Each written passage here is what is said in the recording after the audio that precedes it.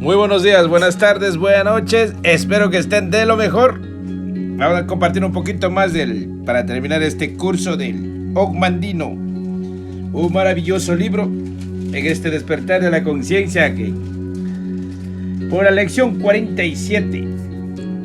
¿Cómo luchar por la excelencia? Queremos darle significado a nuestra vida y cuando alzamos la mirada luchamos por la excelencia. Nos dedicamos al logro de las metas más elevadas de nuestra sociedad.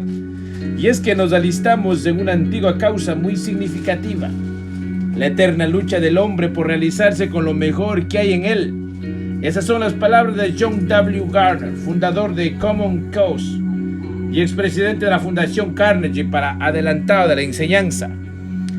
En esta lección tomada de su libro extensamente leído, titulado Excellence, el señor Gardner lo estimulará para que se interrogue seriamente acerca de sí mismo y de la sociedad que nos rodea. ¿Qué significa para usted la palabra excelencia? ¿En dónde debe terminar la individualidad autosatisfactoria? ¿De qué nos sirve nuestra libertad sin un compromiso moral? ¿Por qué muchos de nosotros no nos volvemos más sabios a medida que envejecemos? ¿Qué es lo que está haciendo la compañía en donde trabaja para fomentar su desarrollo? Estados Unidos ha sido y es una nación de éxito.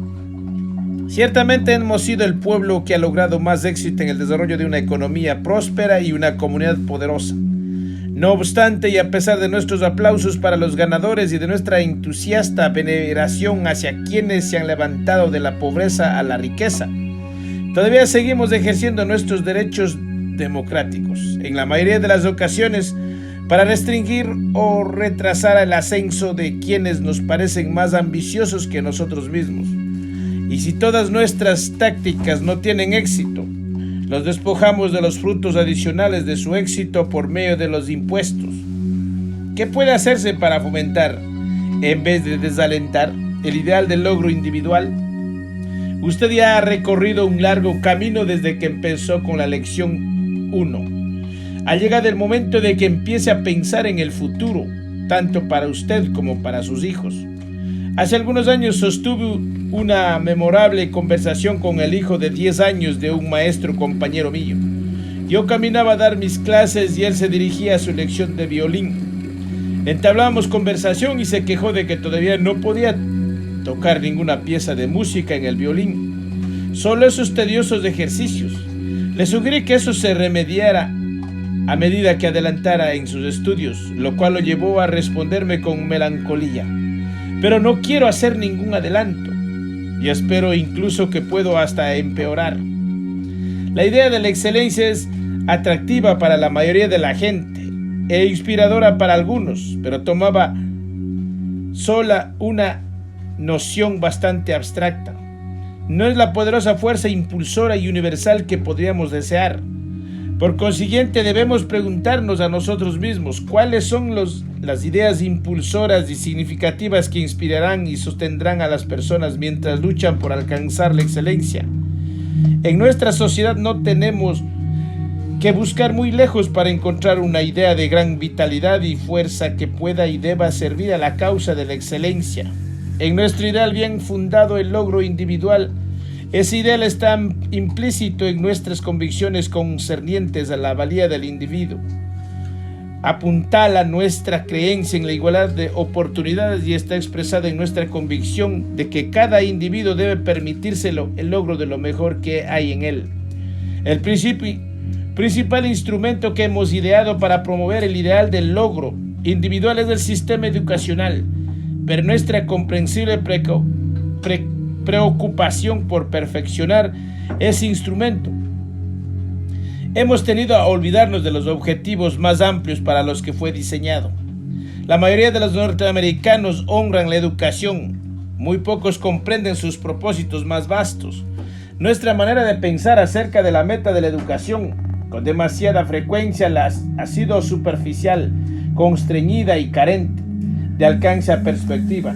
Nuestros propósitos educacionales deben considerarse dentro de la estructura más amplia de nuestras convicciones concernientes a la valía del individuo y a la importancia del logro individual. La educación en el sentido formal es solo una parte de la tarea más vasta de la sociedad de alentar el crecimiento intelectual, emocional y moral del individuo. Lo que debemos buscar es una concepción de un autodescubrimiento continuo, de una remodelación perpetua para comprender a nuestro mejor yo, para ser la persona que podríamos ser. Esta es una concepción que sobrepasa con mucho el alcance de la educación formal. Incluye no solo al intelecto, sino a las emociones del carácter y la personalidad. Involucra no solo a la superficie, sino también las capas más profundas del pensamiento y la acción. Involucra la adaptabilidad, la creatividad y la vitalidad. Y también involucra el crecimiento moral y espiritual. Decimos que queremos que el individuo realice todo su potencial, pero es obvio que no deseamos desarrollar grandes criminales o grandes pillos. No basta con aprender por el solo hecho de aprender. Los ladrones aprenden sus artimañas y los esclavos aprenden la sumisión. Podemos aprender ciertas cosas que limiten nuestra visión y falseen nuestro juicio. Deseamos fomentar el logro dentro de la estructura de las pugnas materiales y morales que en el mejor de los casos han caracterizado al hombre. En un mundo de grandes organizaciones y vastas fuerzas sociales que empequeñecen y amenazan al individuo, debemos alinearnos siempre que sea posible del lado de la individualidad, pero no podemos aplaudir una individualidad irresponsable, amoral o absolutamente egoísta, dedicada a la satisfacción de los propios deseos. La grandeza de Norteamérica ha sido la grandeza de un pueblo libre que ha compartido ciertos compromisos morales. La libertad sin el compromiso moral carece de propósitos y muy pronto llega a convertirse en algo autodestructivo.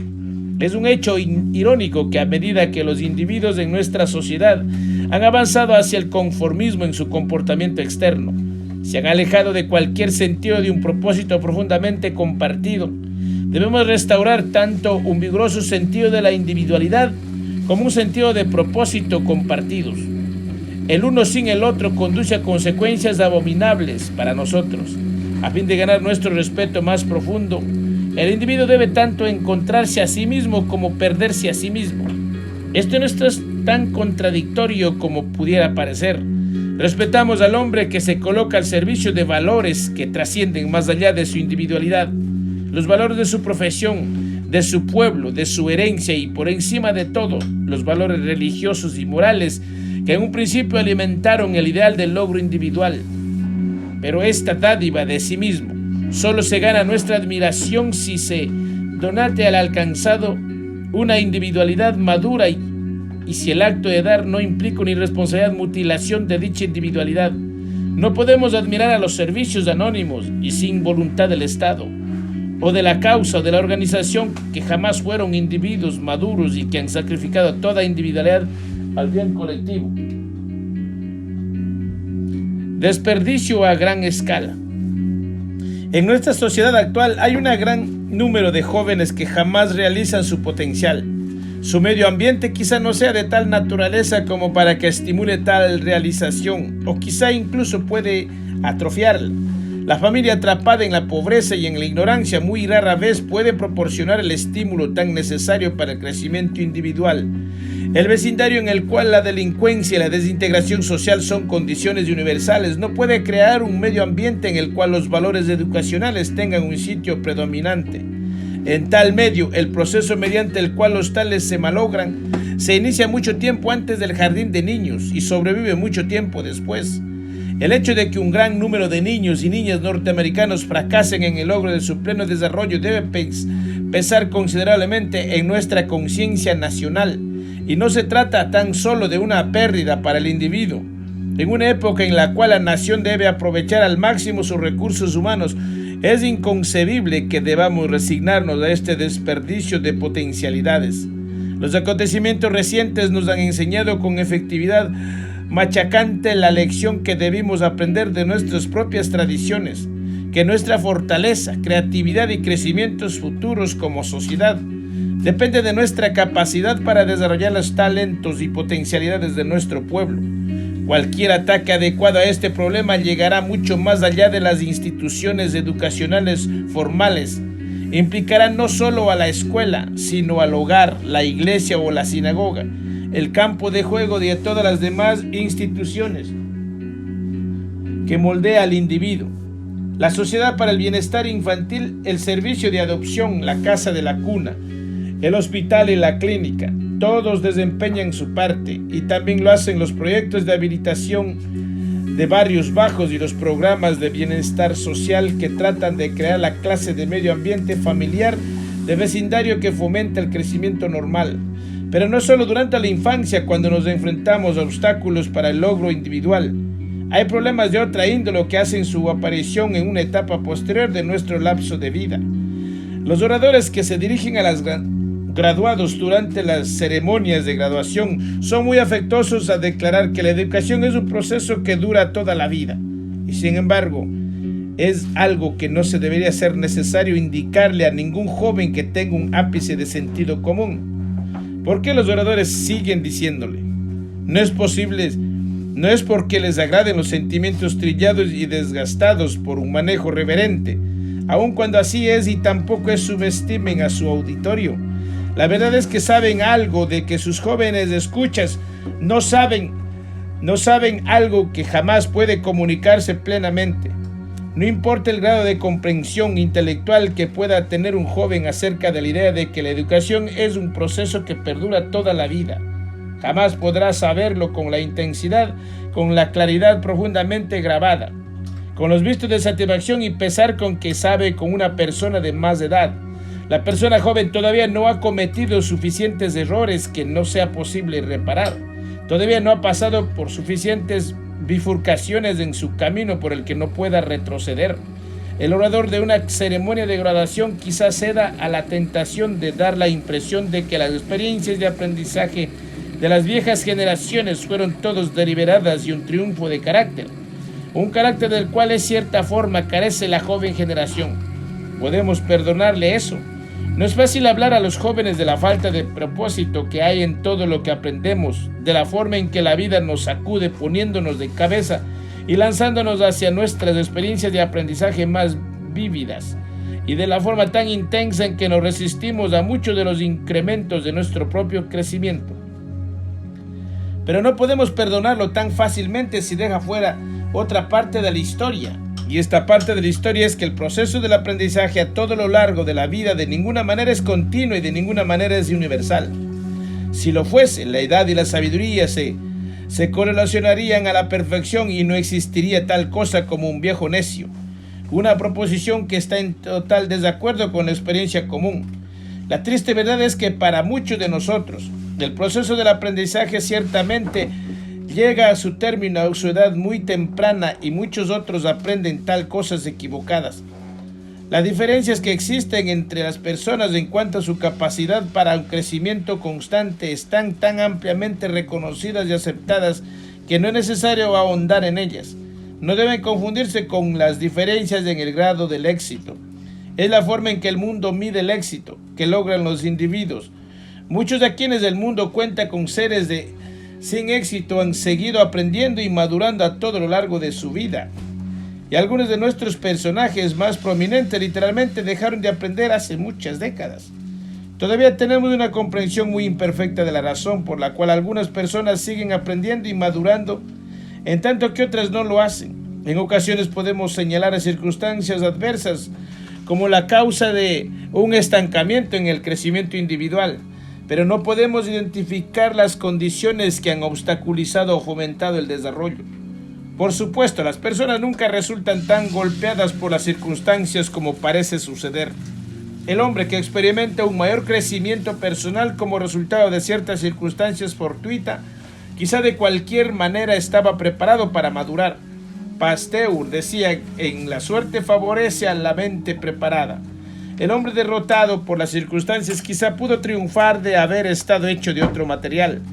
Todos conocemos a individuos cuya madurez y aprendizaje solo pueden explicarse en términos de un impulso interior o interno, de una curiosidad, de un elemento de búsqueda y exploración en su personalidad. El capitán Cook declaraba, y yo tenía la ambición no solo de llegar más lejos de lo que jamás había llegado antes hombre alguno, sino de llegar hasta donde le fuese imposible llegar a cualquier hombre.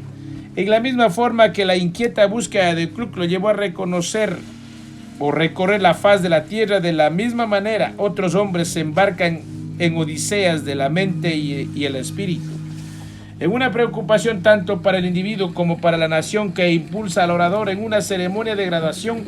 Quizá muchos hombres siempre caerían en rutinas, quizá muchos otros siempre permitirán que se desperdicien sus talentos. Pero en la actualidad el desperdicio existe en una escuela tan grande que las personas sentadas no pueden creer todo eso sea inevitable.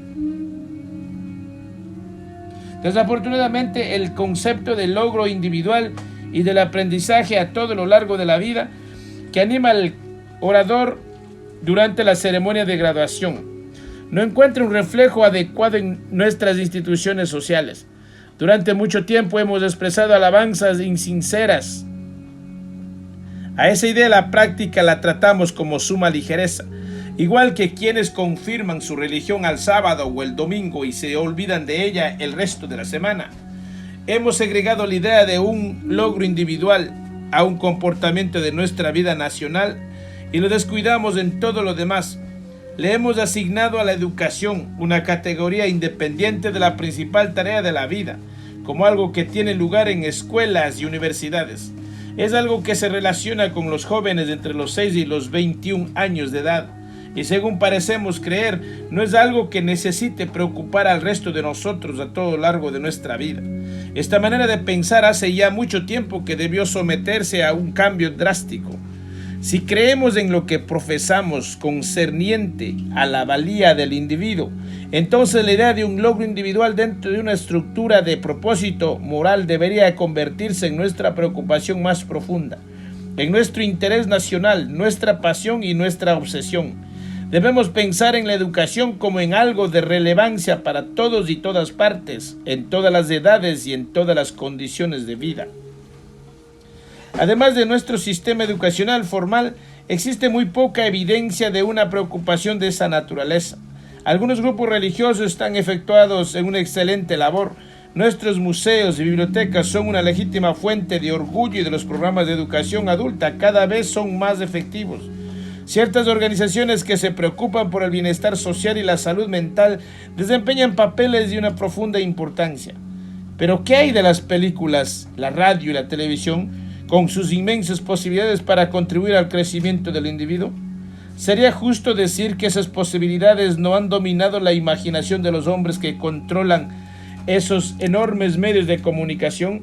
Por el contrario, con mucha frecuencia dichos medios han permitido el triunfo de la concupiscencia por encima de todos los valores educacionales. ¿Y qué hay de los diarios y revistas, con sus potencialidades tan obvias para el fomento del crecimiento intelectual del individuo? Cuando mucho, una reducida fracción de los editores aceptan tal responsabilidad. Los editores de libros son menos vulnerables a esta crítica, pero no carecen de culpa. Una búsqueda seria de la meta del logro individual nos adentrará todavía más en este terreno. Las uniones, las logias, las organizaciones profesionales y los clubes sociales pueden contribuir considerablemente al crecimiento y el aprendizaje individuales si se sienten inclinados a hacerlo, pero solo han experimentado esa inclinación en una forma esporádica. Hay incontables oportunidades abiertas para el patrón dispuesto a reconocer su responsabilidad en el fomento del desarrollo individual de hombres y mujeres empleados bajo sus órdenes. Ciertas compañías progresistas han logrado un inicio altamente significativo al aceptar esta responsabilidad. Lo que tratamos de sugerir es que cada institución en nuestra sociedad debería contribuir al largo del individuo. Por supuesto que cada institución debe tener sus propios propósitos y preocupaciones, pero por encima de todo lo demás que hace, debería prepararse para responder a esta pregunta planteada por la sociedad. ¿Qué está haciendo la institución para fomentar el desarrollo de los individuos que laboran en ella? Ahora bien, ¿qué significa todo esto? Simplemente que debemos ampliar mucho nuestra forma de pensar acerca de la educación. Deberíamos pintar un mural mucho mayor sobre un muro mucho más amplio. Lo que tratamos de hacer es nada menos que construir una civilización mucho más grandiosa y más creativa. Proponemos que el pueblo norteamericano y todos los pueblos del mundo acepten como una tarea universal el fomento y desarrollo individual dentro de la estructura de valores racionales y morales. Proponemos que acepten como una vastísima meta de la promoción de la continuidad del crecimiento y el aprendizaje individuales a todas las edades, en cada situación significativa, en cada forma concebible. Al hacerlo así, conservaremos la fe en nuestro ideal de un logro individual y al mismo tiempo aseguraremos nuestra fortaleza y creatividad. Continuamos como sociedad. Si aceptamos este interés por el logro individual como una auténtica preocupación nacional, entonces las escuelas y universidades serán el corazón de un esfuerzo nacional.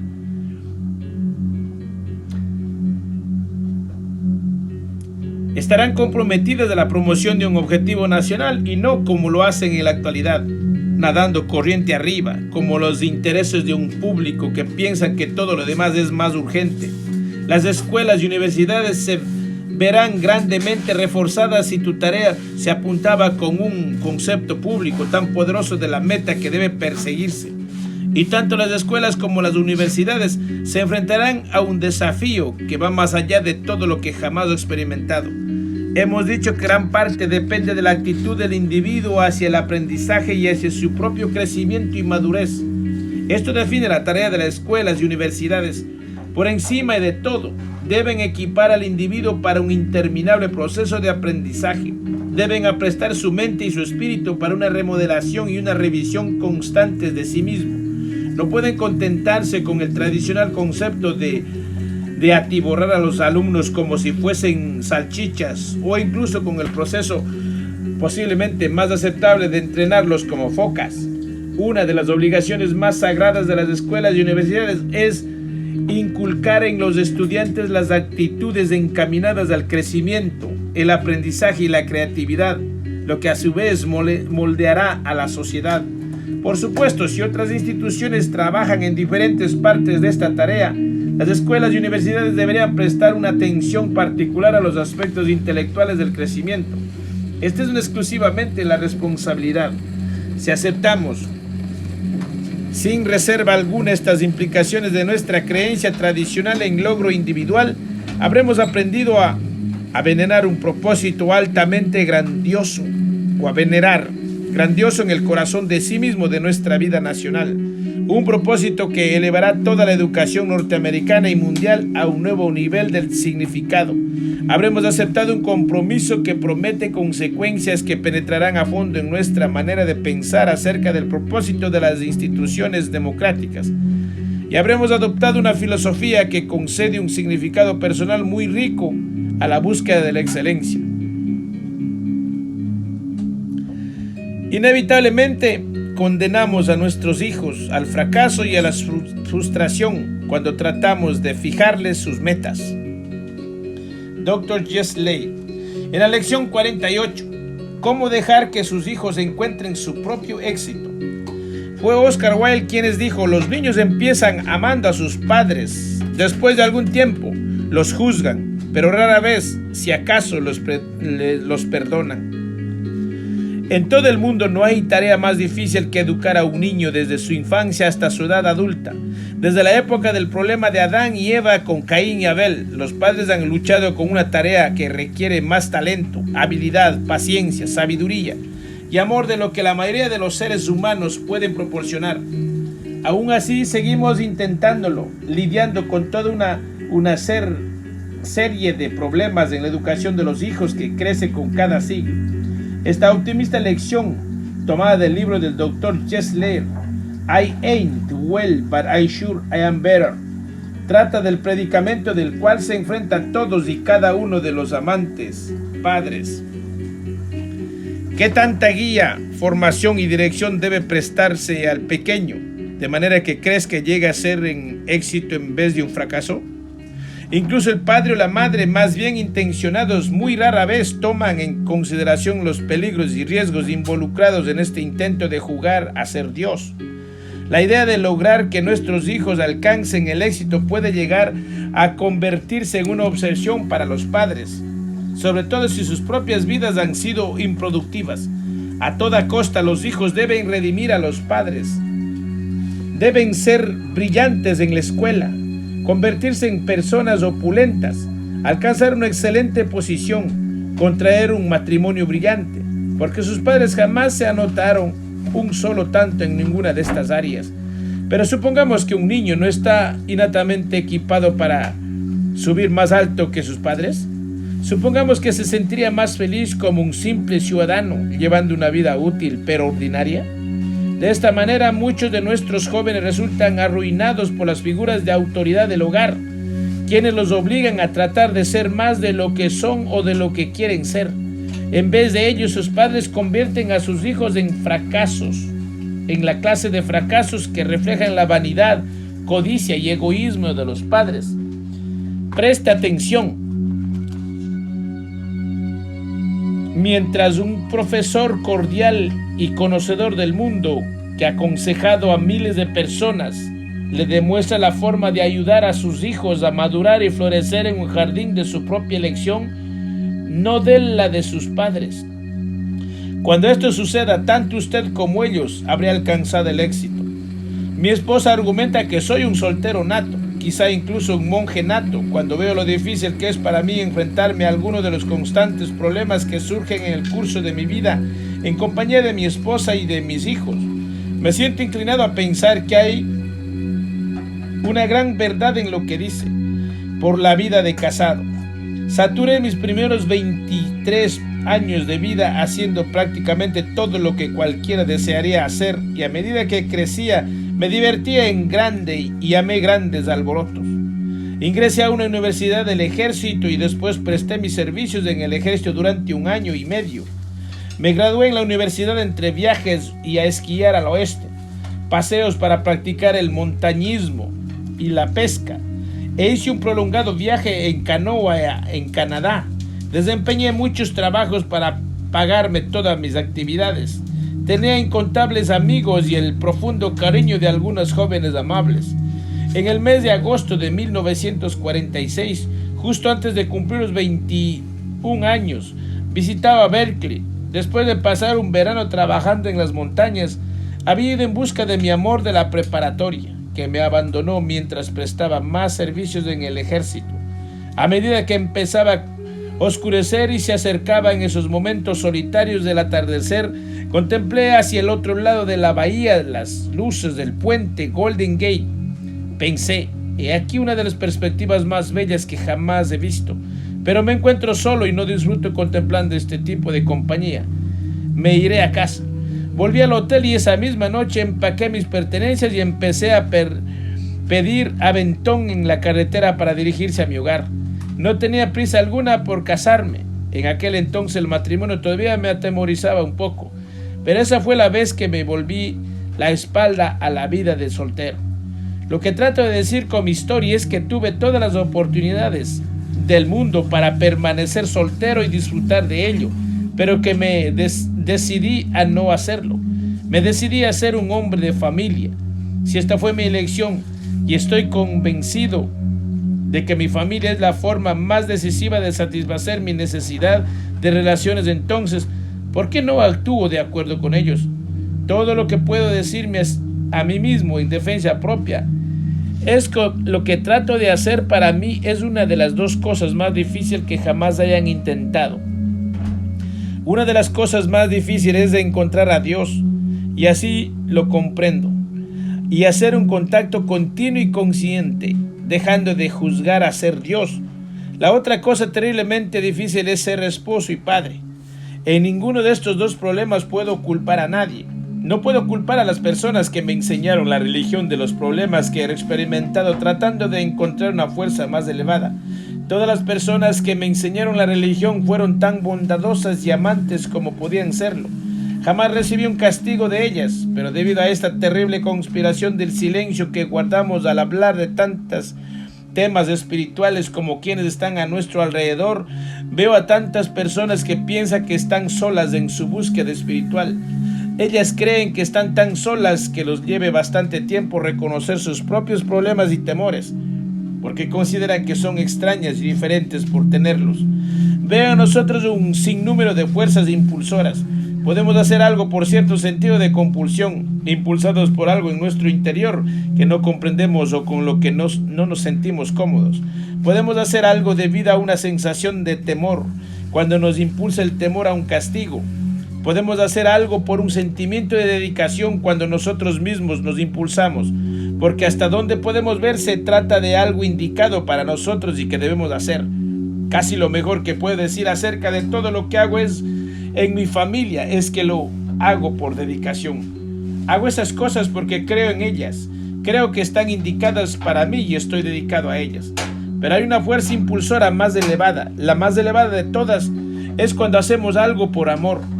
Esta fuerza es muy poderosa y no obstante no hay sentimiento alguno de fuerza en ella. Es como el golpe perfecto de un golfista. Ese golpe en el cual no hay sensación alguna de tensión o de esfuerzos, simplemente se trata de una velocidad suavemente dirigida en el palo, que eleva la pelota lanzándola hacia el punto indicado. Se puede experimentar ese golpe casi perfecto en todo el cuerpo y se sabe que muy bueno en el momento en que el palo del golf hace contacto con la pelota. Cuando hago algo en mi familia porque realmente lo disfruto, entonces mi obligación se convierte en placer y también es un placer para todos los que están a mi alrededor. Cuando se trata de mis hijos, constantemente lucho con mi tendencia de tratar de criarlos, de hacerlos avanzar en la dirección en que yo quiero que avancen para que yo me vea bien. Y espero más madurez en ellos de la que yo tenía a su edad o incluso más de la que tengo ahora a los 48 años. Cuando charlo con otros padres, lo que es tan irreal es su horror ante algunas de las cosas que de los chicos hacen hoy en día. La única razón por la que pueden sentirse horrorizados es que se olvidan de lo que ellos hacían cuando eran jóvenes. Yo andaba por allí con todos los chicos de mi edad en Bristling, Minnesota, y además conocía a casi todos los demás que eran 2 o 3 años mayores o menores que yo. Todos estábamos cortados de la misma tela y el grado de problemas que causábamos podía variar un poco, pero no era muy diferente. Sin embargo, estoy seguro de que hoy día algunos de aquellos chicos están tratando de mantener un nivel para sus hijos a cuya altura ellos jamás pudieron elevarse. Recientemente, uno de mis hijos se metió en un problema.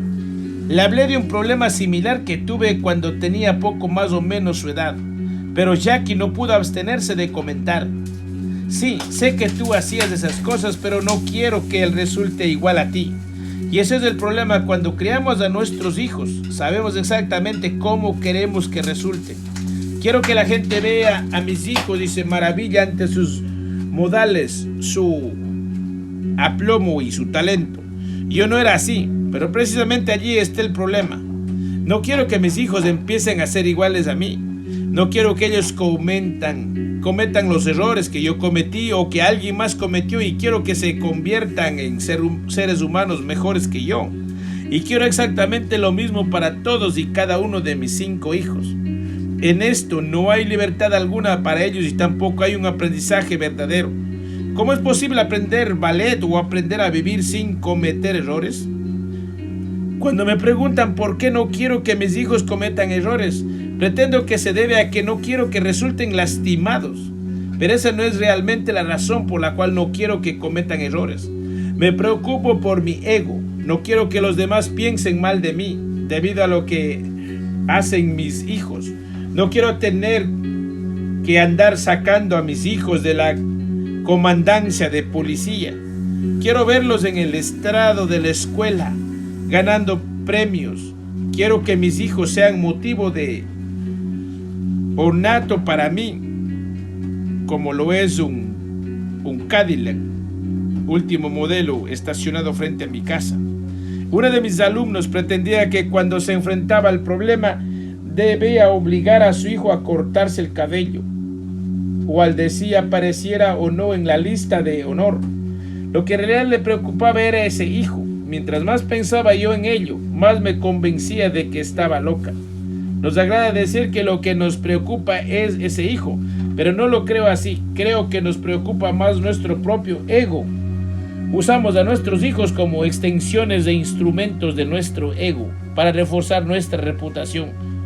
Si tenemos hijos tan rectos como una cuerda, que constantemente aparecen en la lista de honor, que jamás dan una contestación irrespetuosa a un adulto, que no roban nada y siempre son un 100% respetuosos y otras cosas por el estilo. Entonces para nosotros son un adorno, igual que un anillo con un gran diamante. Nos ayudan a destacar y podemos caminar por las calles del centro de la ciudad sintiéndonos muy cómodos, sabiendo que nuestro hijo siempre está en donde se supone que debe estar y está haciendo precisamente lo que se supone que debe estar haciendo. Nadie tiene hijos así, pero esa es la clase de presión que ejercemos sobre ellos para que lo sean. Pues bien, ¿qué niño logra mantenerse siempre fiel a esa clase de cosas? ¿Y por qué razón un hijo debe ser motivo de ornato para nosotros? No son un collar ni un artículo de joyería. Si queremos adornos, debemos comprarlos. Pero una vez más, nuestra tendencia es convertir a nuestros hijos en objetos que nos hagan sobresalir. En cualquier momento en que amenazan con denigrarnos en alguna forma ante los ojos de nuestros vecinos, vaya que realmente nos molestamos con ellos. Y por Dios, que les hacemos saber que no estamos dispuestos a aceptar ninguna de sus insensateces. Tendrían que cortarse el cabello como lo hacen todos de manera que puedan verse las orejas. Y tendrán que hacerlo. Por supuesto, justificamos nuestra actitud en nombre de nuestra preocupación por ellos. La autojustificación es lo más peligroso que hay, porque nos ciega a la verdad y la realidad. Ciertamente es terrible enfrentarme al hecho de que me muestro tan ruin con mis hijos debido a mis temores por lo que puedan pensar mis vecinos. Puedo comprender esto con mucha claridad si me imagino que mi familia se encuentra en una isla desierta. ¿Me molestaría el cabello largo o el hecho de que no estudiara con empeño? Por supuesto que no. Pues bien, esa es la respuesta. Si digo que mis prioridades son en primer lugar mi fuerza más elevada y en segundo está mi familia, vale más que actúe de acuerdo con ello en el seno de mi familia. Cuando permito que me controle el temor de lo que podrían pensar de mí todos mis vecinos, estoy colocando en primer lugar sus opiniones sobre mi persona y hago añicos mi compromiso con mi familia. Si mi familia es la manera más decisiva que tengo para satisfacer mis necesidades de mutualidad, entonces estoy quebrantando precisamente mis relaciones más importantes. La palabra compromiso significa simplemente eso, un compromiso, y significa todo el compromiso que pueda reunir hasta que sea capaz de controlar un compromiso más profundo. Y bien, como padres, ¿no deberíamos enseñar a nuestros hijos los valores que tenemos? No deberíamos tratar de enseñarles valores en la forma en que queremos hablando de lo que creemos que son nuestros propios valores. Creo que la única forma en que puede enseñarles esos valores es viviéndoles usted mismo. Pienso que lo más triste que hay en el mundo es cuando hablamos de un valor y vivimos otro. Si quieren preguntarme si soy cristiano, responderé, no estoy trabajando en ello. Si uno de mis hijos me pregunta, papá, ¿qué piensas acerca de la honestidad? Contestaré, pues bien, hijo mío, simplemente analiza la forma en que llevo mi vida y muy pronto sabrás qué es lo que pienso realmente de la honestidad. Podría definir a la honestidad como una virtud lógica, pero él se sentirá más impresionado por lo que ve. Y decididamente, yo preferiría basar mi caso en eso que arriesgarme a hablarle de todas esas cosas. Creo que el peligro radica en que tenemos una serie de valores que para nosotros son esperanzas. Tratamos de vivir de acuerdo con ellos, pero estamos fracasando. Queremos que nuestros hijos realicen esas esperanzas. Bien, si yo no las estoy realizando, entonces no veo por qué tengo que pedirles a mis hijos que lo hagan. En esa área tengo mucho más músculo que ellos. De manera que creo que condenamos a nuestros hijos al fracaso al fijarles una serie de metas muy poco realistas. Queremos que hagan las cosas que no hicimos o que no fuimos capaces de hacer. Y el padre que trata de decirme que puede hacer todas las cosas que las exige a sus hijos, que simplemente me permita seguirlo durante todo un día. Están todas estas personas que pretenden ser observantes de la ley. Estoy seguro de que hay muchos de ustedes que ni siquiera saben cómo dar una vuelta legal a una avenida de 4 carriles hacia otra avenida de 4 carriles. Si yo fuese policía, apuesto que podría seguirlos muy de cerca y arrestarlos por cometer alguna falta antes de que transcurrieran 15 minutos. Usted diría, oh, no trato de decir eso. Realmente no se trata de algo ilegal. De pronto usted quiere dar una nueva definición de legalidad. Ya no cometo hurtos, acostumbraba a hacerlo. Bueno, robo un poco, pero no como antes era mi costumbre. ¿Cómo llegué a disminuir la cantidad de hurtos? Muy sencillo, simplemente averigüé que eso no daba resultado. Me hacía sentirme mal y me sentía tan nervioso que eso anulaba cualquier ganancia. De acuerdo, le diré a mi hijo, no robes. Argumento que es un valor que he aprendido. Pues bien, ¿cómo lo aprendí? Lo aprendí cometiendo errores y también en parte de mi padre y de mi abuelo. No por lo que me decían, sino a través de su ejemplo, de lo que hacían. Aún así aprendiendo gracias al ejemplo de mi padre y hace ya 20 años que falleció. Creo que nos sentimos terriblemente abrumados por lo que queremos que representen nuestros hijos. Pasamos por alto demasiado de sus puntos fuertes porque tenemos la mirada tan fija en sus debilidades. Le he hablado de la idea de valorar a una persona por lo que es, y eso es lo más valioso que podemos hacer por un ser humano. Si esta evaluación es tan buena como yo digo, me parece que debería hacer eso en primer lugar con mi esposa y las siguientes personas más obvias de mi vida, que son mis 5 hijos. Si mi mente está saturada de un programa para ayudarlos a mejorar, entonces es que no los valoro por lo que son, y ellos se dan cuenta de eso. Mi viejo amigo Vince cree que deberíamos patrocinar a los hijos en la misma forma en que se patrocina a un alcohólico. Cuando un tipo de embriague le falla a uno de mis amigos de Alcohólicos Anónimos que lo patrocina, mi amigo no le grita ni vocifera y tampoco lo golpea. Espera hasta que ha dormido la mona. No llega y se lanza contra él cuando se siente mal, sino que se presenta al siguiente día y le pregunta: hola, ¿cómo te sientes? Y él responde: vaya, me arrepiento de haber defraudado al embriagarme como lo hice. Entonces mi amigo responde: no pienses más en ello. Diablos, yo también he tenido mis deslices. Podemos criar zanahorias. Debemos patrocinar a los hijos. Y eso pone a las personas contra la pared cuando tan solo me atrevo a hablar de ello y comentan: oh Dios mío, pero ¿hasta dónde puedo verlo? Mi padre y mi madre hicieron mucho de eso conmigo y ciertamente yo lo apreciaba. No quiero decir que yo sea una buena propaganda para esta idea, pero ciertamente la aprecio. Pasaban gran parte del tiempo preguntándome: ¿qué crees que harías después? Y yo respondía: pues bien, creo que haré esto. Y ellos decían: de acuerdo, simplemente teníamos curiosidad de saber qué era lo que tenías en mente. Yo tomé todas mis decisiones, de manera que mis errores también fueron míos. No había nadie a quien culpar de ellos. Hablan de dejar que los hijos asuman ciertas responsabilidades, en lo cual estoy de acuerdo, que aprendan a través de sus propias situaciones o actuaciones, con lo cual también estoy de acuerdo.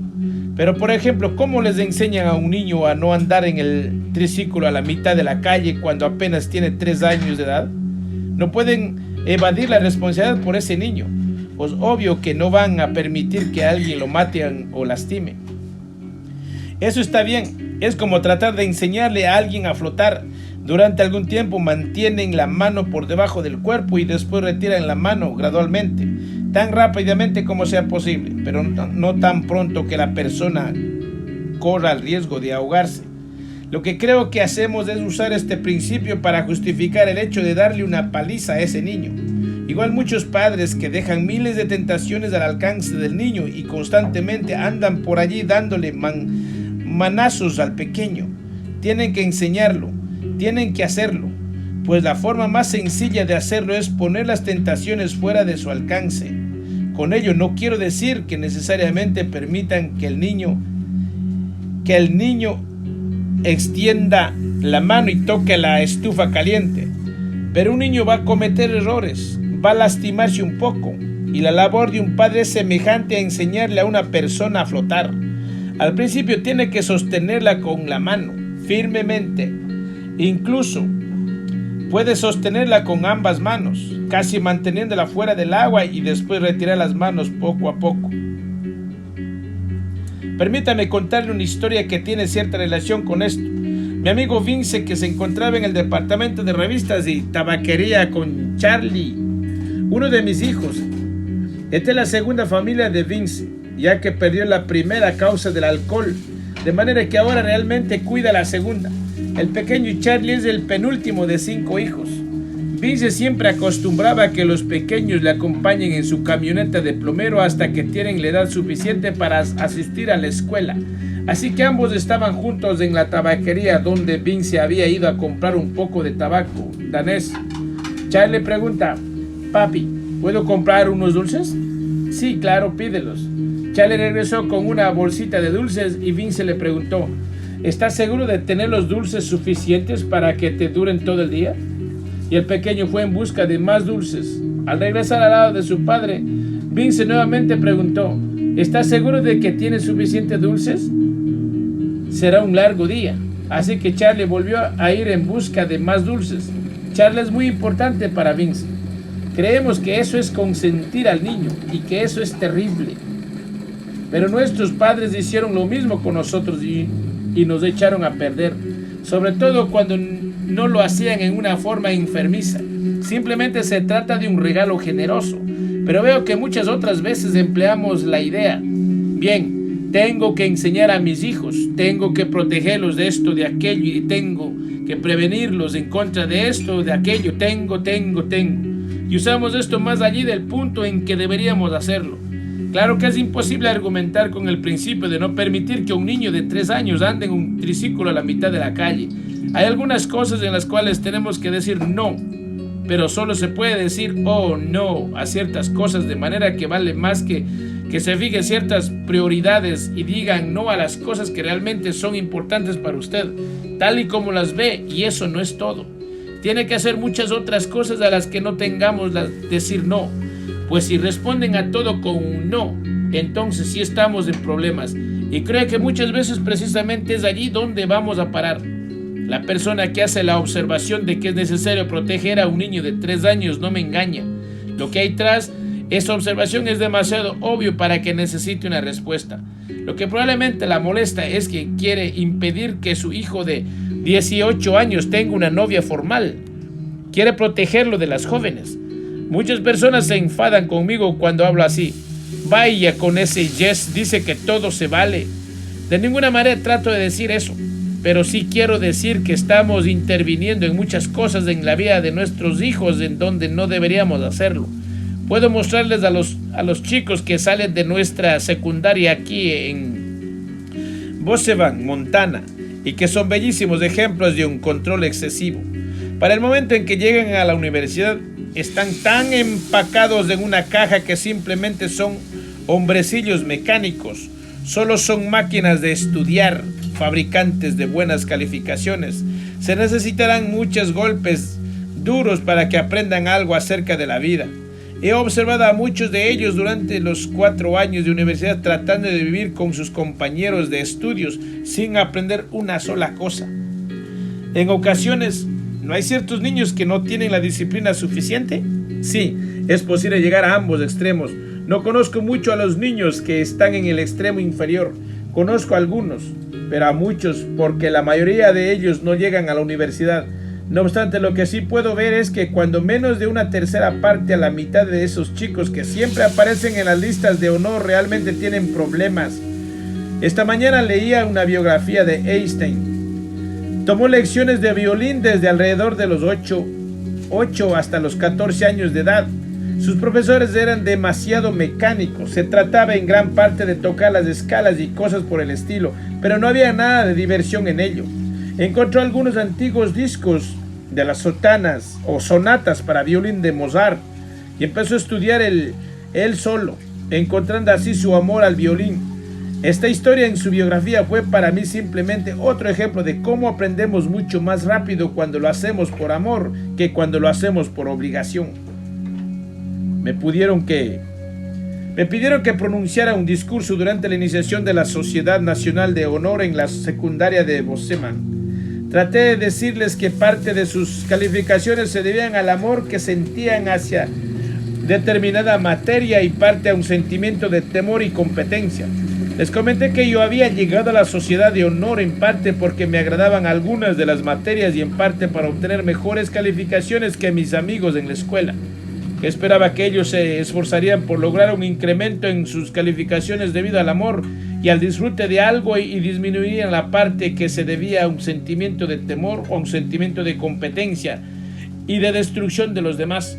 Después de mi discurso, la madre de uno de mis miembros de la Sociedad de Honor se me acercó para preguntarme: Dr. Lear, ¿usted realmente no cree que alguien estudiara algo porque le agrada, verdad? ¿Qué podría responder a una mujer así? La madre de un miembro de la Sociedad de Honor. Ese hijo toda esa vida ha asistido a la escuela con un venablo ardiente empujándolo por la espalda. Casi todo lo que he aprendido lo estudié porque me agradaba. Me agradaban las 2/3 partes de mis cursos de psicología, o por lo menos la mitad de ellos. Por supuesto que hay ciertas cosas que no agradan. A mí me agrada la psicología en general y me agradó una buena parte de los cursos que tomé. Esa es la razón por la cual me doctoré en psicología. He estudiado mucho y sé muchas cosas acerca de incontables temas poco comunes, simplemente porque me encanta estudiar ciertas cosas. Hice un estudio concienzudo de balística, referencia a la Magnum de 7000 metros. No tiene sentido saber todo lo que sé de balística acerca de una arma así. Es algo tonto. Pero una vez que me interesó y empiezo a estudiar, muy pronto tengo 6 libros sobre el tema y me dedico a leer como enajenado y muy pronto tengo un montón de libretas llenas de notas. No hay ninguna calificación ni nada que me aguijonee, simplemente amor por lo que hago. Me encontraba muy cerca del final. De hecho, se dice que es posible derribar la teoría de la relatividad de cualquiera de esos artículos, simplemente con las ecuaciones que ahí se publicaron. Pero creo que lo que distinguió a Einstein de esos otros hombres fue que ninguno de los tres tuvo las agallas para alejarse de la tradición como lo hizo Einstein. Creo que ellos desafiaron a la tradición hasta cierto punto y después se asustaron. Pienso que lo que sucedió fue que Einstein se educó dentro de la misma orientación al pasado que esos tres hombres, pero Einstein tuvo el valor de llegar más allá de los límites aceptados. Les concedo ese punto. Pueden formar abogados, médicos y científicos sumamente mediocres mediante ese tratamiento del venablo al rojo vivo detrás de la espalda.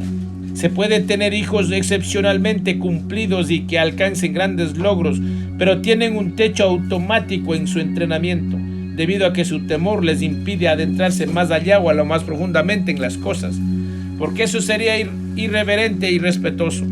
Algunos de esos chicos excesivamente entrenados acaban por maldecirnos.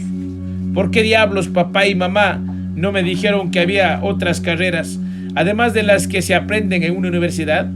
Escuché cuando un padre recibía esa andanada de labios de su hijo allá en Minnesota y pensé: vamos hombre, ahora estás pagando por ello. Tenía unos hijos verdaderamente rectos que llevaban el cabello corto y hacían bien todas las cosas. Para un padre con todos los problemas que yo tengo, simplemente enferma observar a hijos como esos. Tienen un sentido del deber, disfrutan de becas, pero uno de sus hijos, que ya ejercía su profesión, les comentó un día: ¿sabes? Quisiera no haber tenido tantas presiones para ir a la universidad. Desearía ser fabricante de herramientas y troquetes o troqueles. Creo que se siente un poco atemorizado por la profesión a la cual se dedica, que no se siente a la altura de ella y a pesar de ello no se siente en libertad de cambiar. Si en realidad quiere ser fabricante de herramientas y troqueles, es muy sencillo. Que aprenda a fabricar herramientas y troqueles por las noches mientras se dedica a su trabajo que tiene ahora. Y dentro de 5 años será fabricante de herramientas y troqueles. De manera que se puede obtener todo lo que se quiere de los hijos. Lo único es que se tiene que estar dispuesto a pagar el precio correspondiente por cualquier cosa que se desee. Y la etiqueta del precio del que lo hablo es que si pretende tratar a sus hijos y a los demás como individuos y si trata de concederlos cierto grado de libertad, tiene que pagar el terrible precio que exige la libertad. Y ese precio es que los errores están allí. a la vista. Todos los errores están a la vista y tiene que enfrentarse a ellos en una forma directa. No hay nada que no tenga un precio. Puede criar hijos como si recortara galletas. Todo lo que tiene que hacer es emplear la dosis suficiente de temor y de presión, y así podrá tener todo lo que desea y pagar el precio en diferentes formas. Pero no solo paga el precio por los hijos, sino que paga el precio en diferentes formas. Pero no solo paga el precio por los hijos, sino que paga un precio por sí mismo o por sí mismo. Se separará de ellos. Ve a todos esos ancianos sentados por allí comentando: ¿por qué mis hijos no vienen a verme? Pues bien, como antes dije, ¿por qué deberían hacerlo? ¿Por qué querrán hacerlo? Usted ha visto eso en las familias. En el momento mismo en que esos hijos contraen matrimonio, se van tan lejos como les es posible. Conozco a toda clase de familias en las que los hijos trabajan en diferentes rincones de Estados Unidos y sus posesiones. ¿No es extraño que las cosas sucedan así? En la familia de mi abuelo, la mayoría de sus 7 hijos jamás se alejó más de 95 kilómetros de distancia, y no lo hicieron en una forma dependiente, sino en una forma sana. Quería encontrar un trabajo que les permitiera estar cerca de su hogar, y no creo que tampoco eso sea un accidente, pues hoy día todos vemos familias que permanecen unidas. Se supone que esto es imposible debido a la movilidad y a las carreras especializadas, pero en el noroeste de Minneapolis, en donde habitan muchos polacos, vemos que los hijos regresan al vecindario. Quizá incluso regresan convertidos en médicos o abogados, pero hay muchos que regresan. Si se quiere permanecer cerca de la familia, no se escoge la carrera de ingeniero petrolero para ir a trabajar a África del Norte. Creo que gran parte de la movilidad que vemos hoy en día no es tanto una causa básica del problema como un efecto. Una buena forma de evitar la cercanía es empezar a correr y seguir corriendo. Si considera a su familia como una prioridad más elevada que su trabajo, entonces busque un trabajo que le permita permanecer cerca de su familia. Si el trabajo es más importante en su vida, entonces vaya a donde quiera que lo lleve su trabajo. Tal vez diga: oh, yo amo mucho a mis ancianos padres. No los he visto durante 10 años, pero ciertamente los amo. No puedo entender eso. Cada primavera las truchas están en el arroyo. Cada otoño los alces están en la Gallatin. Cada invierno hay polvo en Bridgers. Cada día el sol brilla sobre las colinas. Todos aquellos de nosotros que así lo deseamos estaremos juntos, disfrutando de esas cosas. Puede poner una gran distancia entre usted y sus padres por 2 razones. Puede dirigirse a algún lugar remoto como parte de su propia búsqueda espiritual, o bien puede poner distancia entre usted y su familia porque no tolera estar cerca de ella. La persona que abandona a su familia porque no puede soportarla será prisionera de esa familia. Tiene esperanzas y expectativas no satisfechas de esa familia que lo atarán a ella emocionalmente. No importa lo lejos que vaya, están tan atados a ellos como quien siempre permanece cerca de ella y que también anda en busca de algo que no obtuvo. La única forma en que puede abandonar a su familia en el aspecto emocional es alejándose, después de ver que sus padres le dieron todo aquello de lo que fueron capaces. Lo que no lo dieron fue porque no lo tenían para dárselo. El hijo o la hija que abandona así a su familia estaría en libertad de alejarse o de quedarse cerca de ella, dependiendo de lo que sea mejor para ellos. Para mí es difícil encontrarme en el otro extremo de esta decisión. He visto a 3 de mis hijos luchando con más o menos éxito por apartarse de su hogar, y es triste ver que fui incapaz de satisfacer ciertas de sus necesidades. Lo único que pueden hacer es comprender que no fue algo intencional de mi parte, sino simplemente incompetencia. Para el momento en que aprendí en algunas de las cosas que logré aprender como padre, ya era demasiado tarde. Lord Rochester decía: antes de casarme tenía 6 teorías acerca de la educación de los hijos. Ahora tengo 6 hijos y ninguna teoría. Y lo que es aún peor, todavía no soy bueno en ciertas cosas que son muy importantes. Soy terrible cuando se trata de escuchar a mis hijos que tratan de hablarme de algún problema. De vez en cuando logro hacerlo, pero la mayor parte del tiempo no lo logro. Afortunadamente Jackie es muy buena para eso.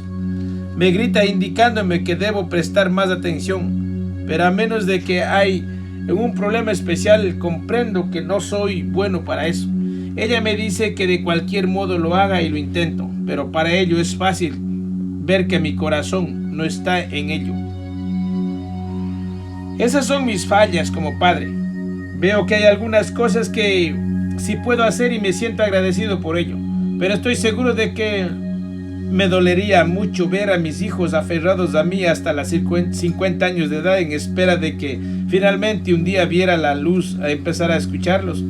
En estos momentos veo la luz, pero hasta ahora no me ha sido concedido el don de escucharlos con atención. Y sé que el pensamiento positivo no ha funcionado muy bien para mí, de manera que simplemente tendré que seguirme afanando más en lo que puedo hacer y esperar comprensión de parte de mis hijos. Hasta ahora me han dado mucho más de lo que jamás esperé.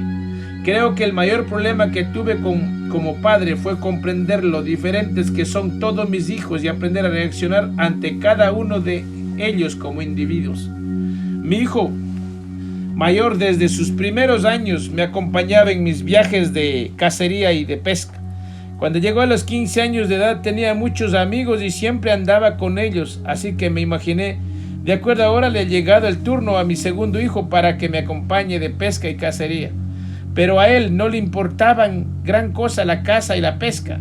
En cambio a mi hijo más pequeño sí le gustaban. Yo pensé, no puedo llevarte conmigo, pequeño, porque le corresponde el turno a tu hermano de en medio, excepto que él no quería ni necesitaba ese turno. Finalmente logré ordenar eso en mi mente, y entonces comprendí algo todavía peor. A mi hijo mediano le fascinaban los automóviles y le fascinaba trabajar en ellos, pero a mí no me agradaba trabajar en un automóvil. Entonces comprendí lo que estaba haciendo. Les decía a mis hijos, vengan a compartir conmigo mis intereses.